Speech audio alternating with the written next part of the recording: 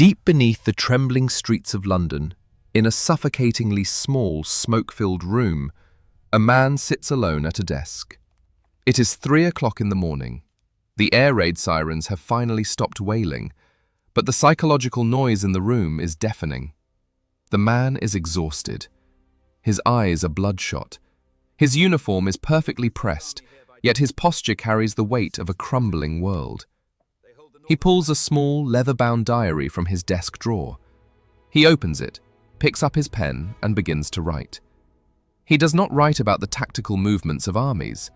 He does not write about the glory of battle. Instead, he writes a desperate, private confession. He writes that he feels like a blind man trying to lead a parade of lunatics. He writes that if he has to argue with the Prime Minister one more time, he might lose his mind. He finishes the entry, locks the diary away, and prepares to fight the most important battle of the Second World War. It is a battle fought not with bullets, but with maps, intellect, and sheer force of will. You know the names of the men who took the glory. You know Patton. You know Montgomery. You know MacArthur, Eisenhower, and Bradley. You know the politicians with their soaring speeches and grand declarations. But you do not know the man who built the stage they all stood upon. You do not know the man who looked Winston Churchill in the eye and repeatedly told him, "No." You do not know the man who saved the British Army from total annihilation, who held back the Americans from a disastrous, premature invasion of Europe, and who meticulously engineered the grand strategy that broke the back of the Third Reich. His name was Field Marshal Alan Brooke, and he is the most important Allied commander that history forgot. To understand how a single man could hold the geopolitical fate of the free world in his hands, you have to understand where he came from. Alan Brooke was not a politician. He was not a showman. He was an artilleryman. Born in France to an aristocratic Anglo-Irish family, he grew up speaking fluent French. He possessed an incredibly sharp mathematical mind. In the muddy, blood-soaked trenches of the First World War, Brooke mastered the art of the creeping barrage. This was a brutal, exact science. It required firing artillery shells just meters ahead of advancing infantry. If your calculations were off by a fraction, you slaughtered your own men. If your timing was slow, the enemy machine guns cut your men to ribbons. Brooke learned early that war was not about romantic cavalry charges. It was about logistics. It was about timing. It was about cold, hard, unforgiving reality. When the guns fell silent in 1918, Brooke did not seek the limelight. He possessed a deeply introverted nature. His greatest passion in life was not military conquest, but bird watching. He could spend hours in the freezing rain, perfectly still, just to catch a glimpse of a rare species through his binoculars. This required infinite patience. It required supreme observation skills. It required the ability to remain entirely detached and perfectly focused. Decades later, these exact same qualities would save the Western world. Fast forward to the spring of 1940. The phony war is over. The German war machine unleashes blitzkrieg upon Western Europe. The shock is absolute. The speed of the German panzer divisions shatters the established rules of warfare. They slice through the Ardennes forest. They cross the river Meuse. They effectively cut the Allied armies in half. The French army, considered the greatest land force on earth, begins to disintegrate. Caught in this collapsing nightmare is the British Expeditionary Force, and commanding its vital Second Corps is Lieutenant General Alan Brooke. The situation is catastrophic. The British are in full retreat toward the coastal town of Dunkirk. The German army is closing in from all sides. To the south, the French are routing. To the north, the Belgian army is fighting a desperate holding action. But on May 27th, the Belgians can take no more. They surrender. Suddenly, a massive 30-mile gap tears open on Brooke's left flank. The road to the sea is completely unguarded. German forces immediately pivot to exploit the gap. If they break through, the entire British army will be surrounded and annihilated. The war will be over in a matter of days. Brooke receives the news of the Belgian surrender in the middle of the night. He does not panic. He looks at his maps. He sees the Ypres-Comines Canal. It is the only geographical feature that can be used to form a defensive line, but he has no troops there. He has only one option. He must move his highly trained 3rd Division out of their current trenches, march them through the pitch-black night, and plug the gap before the Germans arrive. It is a wildly dangerous maneuver. Pulling troops out of contact with the enemy in the dark usually results in chaos and slaughter. Brooke calls upon the commander of the 3rd Division. It is a sharp, prickly, highly effective officer named Bernard Montgomery. Brooke gives the order. Montgomery executes it perfectly. In the dead of night, the division slides out of its positions, moves across the chaotic rear area, and digs in along the canal. When the German assault hits the gap the next morning, they do not find an open road. They find the heavily entrenched British infantry. The line holds. The German advance is halted just long enough. The corridor to Dunkirk remains open. Over 330,000 Allied soldiers are evacuated from the beaches. They live to fight another day, and they owe their survival directly to the cold, calculating mind of Alan Brooke. But Brooke's trial in France was not over. After the miracle of Dunkirk, Winston Churchill makes a politically driven, highly emotional decision. He wants to show the French that Britain has not abandoned them. He orders a second British expeditionary force to land in western France. It is called Operation Ariel. Brooke is ordered back across the Channel to take command. When Brooke arrives, he finds absolute bedlam.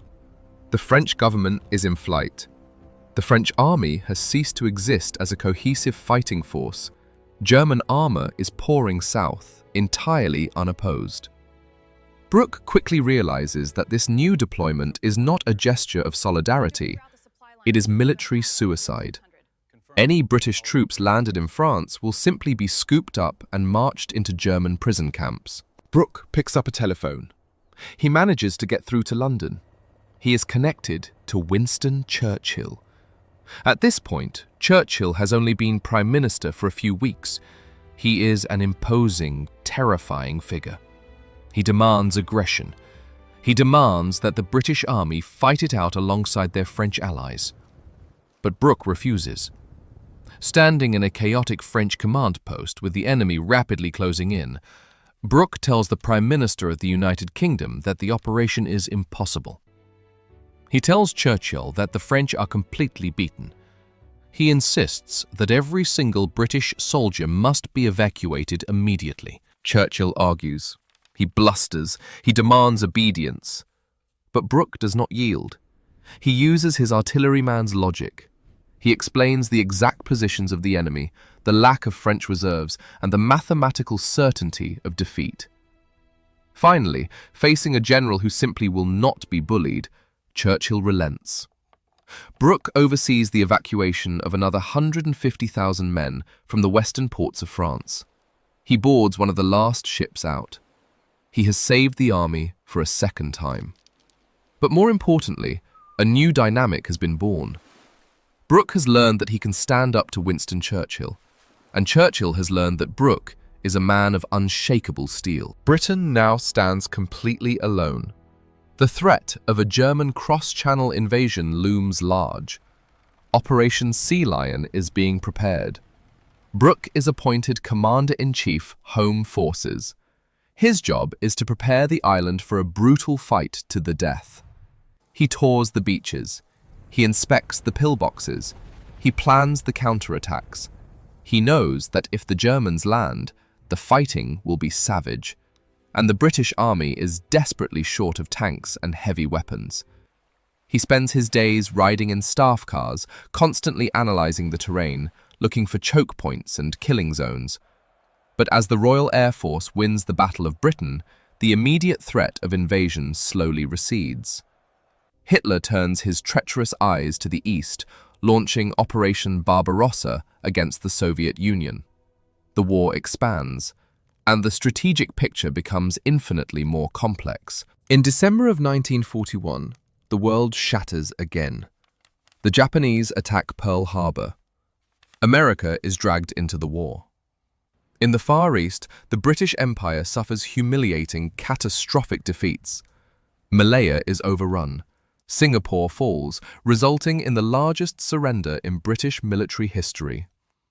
It is Britain's darkest hour. Churchill needs a new military leader. He needs someone who can manage a truly global war.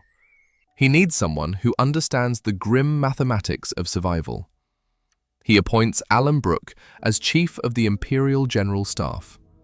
Brooke is now the professional head of the entire British Army. This appointment brings Brooke into daily, intimate contact with Winston Churchill, and it marks the beginning of one of the most volatile, explosive, and crucial partnerships in the history of warfare. Winston Churchill was a genius.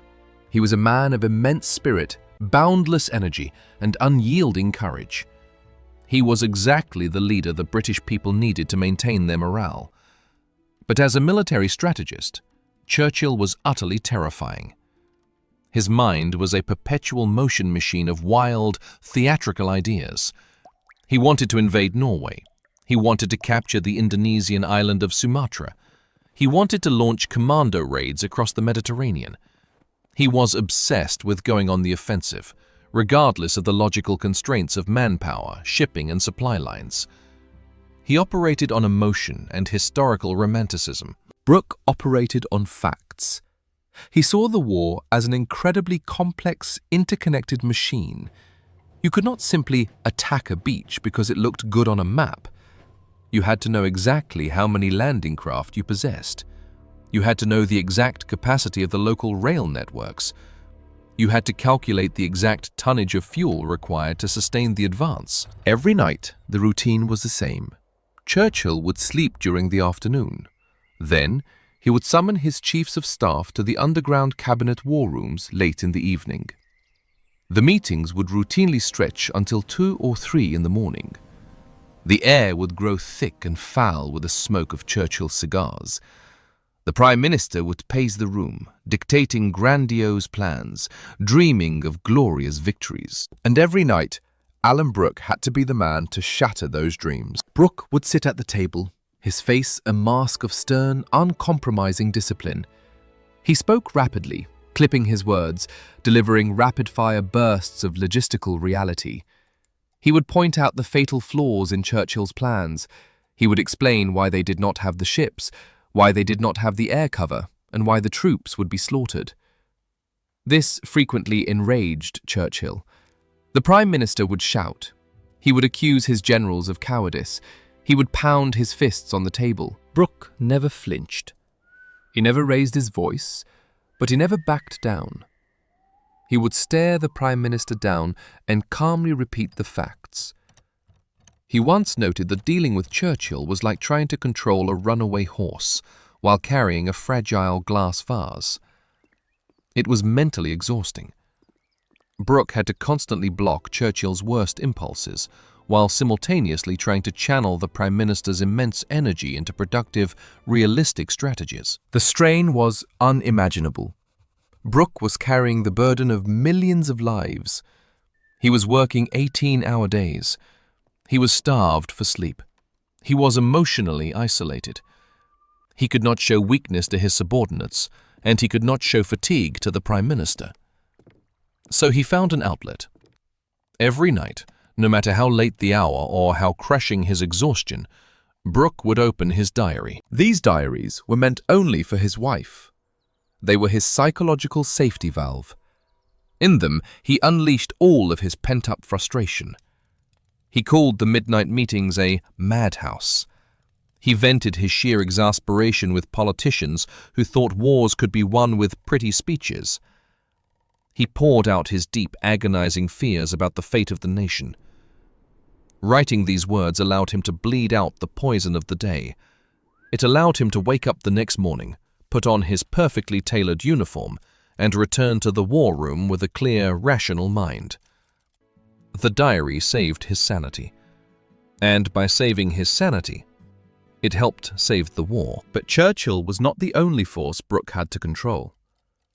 With the entry of the United States into the conflict, a massive new dynamic was introduced.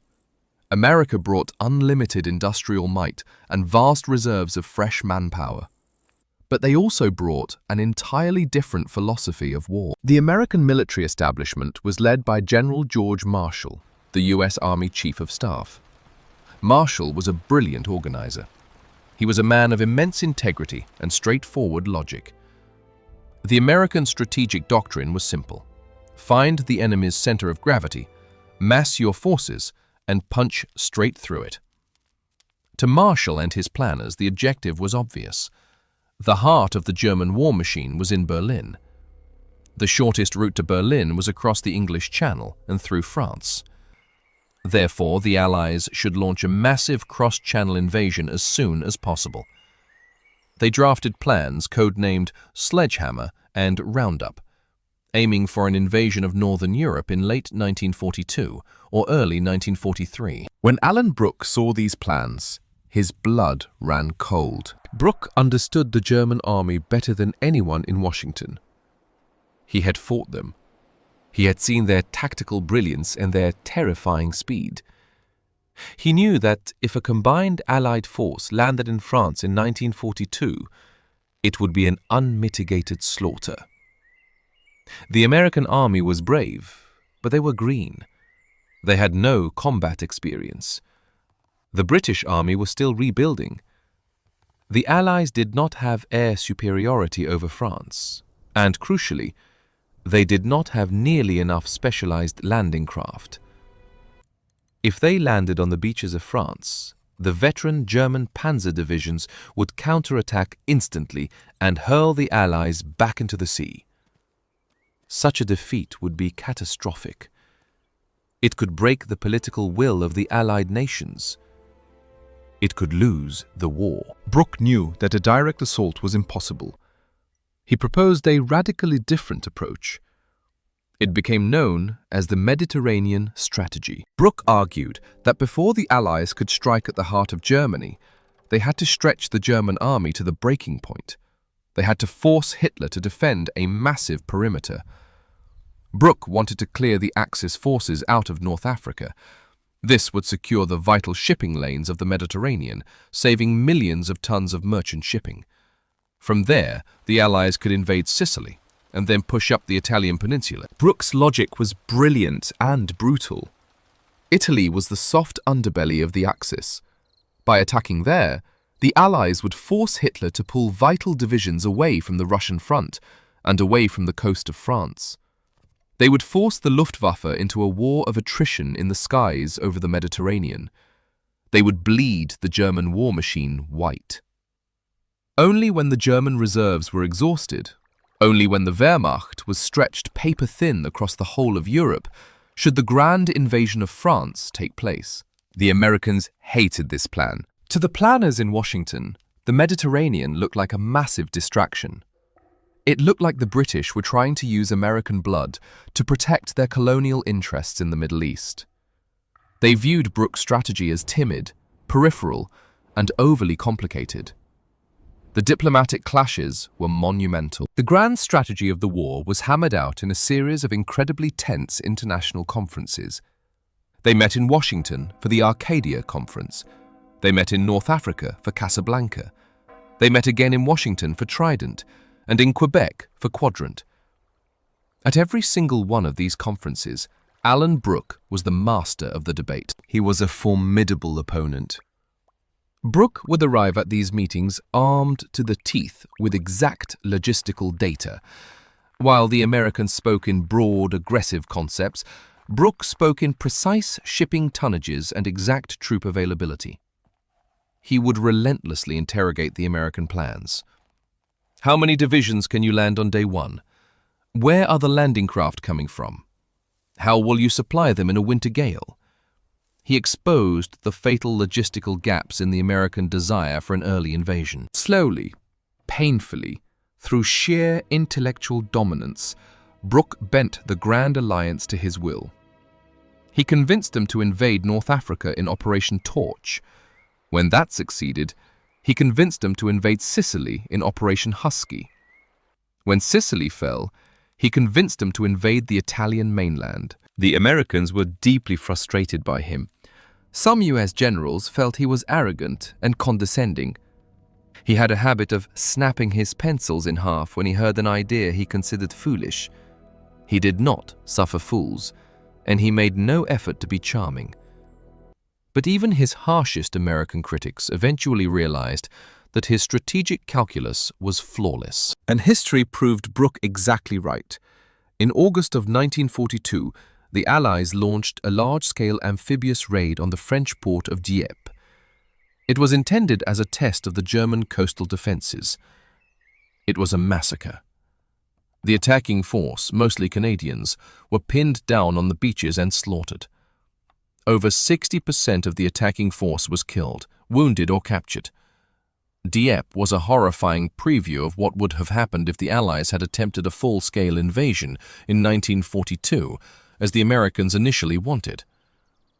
By delaying the cross-channel invasion, by forcing the buildup of overwhelming material superiority, Alan Brooke saved hundreds of thousands of lives. As the Mediterranean strategy successfully ground down the German reserves, the time finally approached for the ultimate strike, the invasion of France. Operation Overlord. It was to be the largest, most complex amphibious assault in the history of human conflict. For Alan Brooke, this was to be the crowning achievement of his life. Winston Churchill had explicitly promised him the command of Overlord. Brooke had designed the strategic architecture that made the invasion possible. He had nurtured the Allied forces through the dark years. He had appointed the key field commanders. Now, he deeply desired the chance to lead the final crusade in the field. He wanted to escape the suffocating politics of London. He dreamed of commanding the troops in the ultimate battle against the tyranny that had shattered Europe. But geopolitics is a cruel and unforgiving master. By late 1943, the balance of power within the Grand Alliance had fundamentally shifted. The British Empire was exhausted. They were scraping the bottom of their manpower reserves. The United States, however, was fully mobilized. The vast majority of the troops, tanks, and aircraft that would assault Fortress Europe were going to be American. In November of 1943, the Big Three, Churchill, Roosevelt, and Stalin, met at the Tehran Conference. Joseph Stalin, eager for a second front to relieve the pressure on his Red Army, demanded to know who would command Overlord. Roosevelt made his position clear. The American public and the American military would not accept a British commander leading what was essentially a massive American army. The command had to go to an American. Churchill had no choice but to break his promise. He called Brooke into his private quarters in Tehran. The Prime Minister, who had fought with Brooke practically every night for 2 years, found this task incredibly difficult. He told Brooke that the political reality dictated an American commander. The job would go to General Dwight D. Eisenhower. For Brooke, the blow was devastating. It was a crushing, deeply personal heartbreak. He had held the line when everything was falling apart, and now, at the moment of ultimate triumph, the baton was being taken from his hands. The glory of the liberation of Europe would belong to someone else. But Alan Brooke was, above all things, a professional soldier. He did not complain. He did not throw a tantrum. He did not threaten to resign. He looked at Churchill, accepted the decision, and returned to his desk. He swallowed his bitter disappointment and went back to the exhausting, thankless job of managing the global war from the shadows. In his diary that night, he allowed his pain to bleed onto the page, expressing his profound sorrow. But the next morning his face was a mask of iron determination. Brooke remained chief of the Imperial General Staff for the rest of the war. He continued to manage Churchill. He continued to coordinate with Marshall. He oversaw the incredibly complex logistics of D-Day from London. He managed the difficult personalities of his field commanders, frequently having to rein in the massive ego of Bernard Montgomery. He steered the Allied war machine through the brutal fighting in Normandy, the desperate defense during the Battle of the Bulge, and the final crossing of the Rhine. When Nazi Germany finally surrendered in May of 1945, the streets of London erupted in euphoric celebration. Winston Churchill stood on the balcony of the Ministry of Health, flashing his famous V for Victory sign to the roaring crowds. The field generals, Eisenhower, Montgomery, and Patton, were paraded as conquering heroes. Their names were etched into the eternal marble of history. Where was Alan Brooke? He was quietly standing in the background. He abhorred the cheering crowds.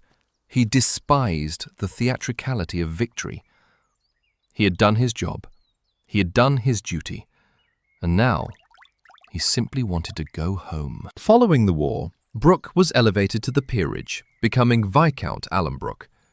He retired from military service and finally returned to the quiet life he had sacrificed for his country. He returned to his beloved birds. His legacy, however, was quickly overshadowed. The history of the Second World War was written by the men with the loudest voices. Winston Churchill wrote his monumental, multi-volume history of the conflict, naturally placing himself at the absolute center of every brilliant decision. The charismatic field generals published their thrilling, action-packed memoirs. The public fell in love with the romantic narratives of daring tank commanders and brilliant frontline tacticians. Brooke remained silent. He felt that a professional soldier should not engage in self-promotion, but in the late 1950s, after years of reading histories that deeply misrepresented the strategic realities of the war, he allowed a historian named Arthur Bryant to publish heavily edited selections of his wartime diaries. The book caused a massive public scandal. People were utterly shocked to read Brooke's blunt, unvarnished criticisms of Winston Churchill. The British public viewed Churchill as an infallible savior. Brooke's diaries revealed the chaotic, frightening reality behind closed doors. They revealed a prime minister who was frequently erratic, unreasonable, and dangerously impulsive. The political and media establishment turned on Brooke. They accused him of being bitter, jealous, and disloyal. They did not understand that Brooke's criticisms were born of the sheer, agonizing stress of trying to win a global war. They did not realize that the very friction between Churchill's immense creative fire and Brooke's cold, calculated logic was the exact formula that had produced victory. Slowly, he faded from public consciousness. When he died in 1963, he was honored by the state, but he was not deeply mourned by a public that had largely forgotten who he was. Today, if you mention the name Alan Brooke, most people will draw a blank. There are few grand monuments dedicated to his memory. There are few blockbuster movies celebrating his strategic genius. He remains hidden in the deep shadows of the Second World War, but the truth of his contribution is undeniable. Without Winston Churchill's roaring courage, Britain might have lost its soul in 1940. But without Alan Brooke's mathematical precision, Britain would have lost the war. Brooke was the anchor in the hurricane. He was the man who refused to allow emotion to dictate strategy. He was the man who saved the British Army at Dunkirk. He was the man who stopped the political madness from destroying the military reality. He was the architect who designed the long, brutal, but ultimately successful path to the liberation of Europe. He was the silent engineer of Allied victory. He did not fight for glory. He did not fight for fame. He fought because it was his duty, and he fought with a cold, brilliant perfection that the world has rarely seen. History may have forgotten Field Marshal Alan Brooke, but we currently live in the free world that he built.